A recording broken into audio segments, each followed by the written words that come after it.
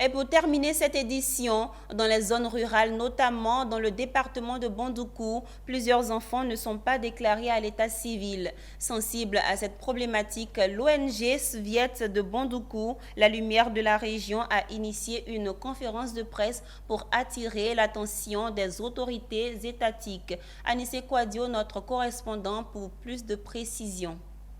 Dans la région du Gontogo, il existe de nombreuses difficultés liées à l'application de certains points de la loi relative à l'état civil, notamment dans le département de Bondoukou. C'est plusieurs enfants qui sont sans extrait d'acte de naissance, tout comme des personnes décédées qui ne sont pas déclarées. Et les chiffres sont alarmants selon la clinique juridique de Bondoukou. Au niveau des zones rurales, il n'y a pas de déclaration. Nous avons environ 20 000 enfants qui sont à l'école primaire qui n'ont pas d'extrait de naissance. En 2021, nous étions à 43 584 enfants dans la région du Gontogo qui n'avaient pas d'extrait de naissance.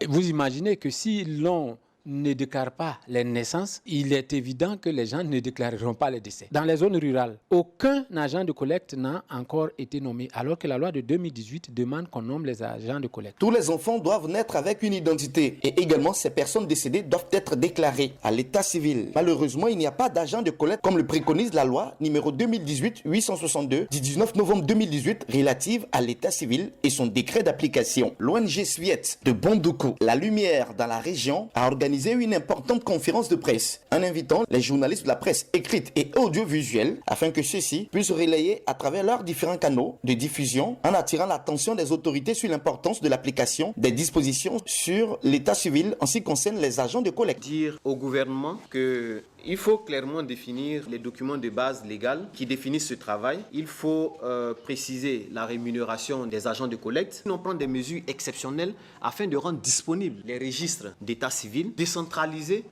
l'imprimerie nationale de sorte de la rapprocher. La déclaration des faits d'état civil est obligatoire, mais la loi ne définit pas les sanctions qu'on encourt quand on ne fait pas la déclaration. Mettre tout en œuvre pour que la reprise effective des procédures spéciales de déclaration de naissance soient faites. À terme, l'ONG Sviet que tout le long de ce projet LIAN 2, financé par l'Union européenne, vise à amener les autorités étatiques à trouver des solutions face aux freins qui sont liés au droit de l'identité en Côte d'Ivoire et régler définitivement la question de la rémunération des agents de collecte et définir leurs conditions de travail. Il faut noter que l'ONG Sviet est une ONG qui vise la promotion et la protection des droits humains.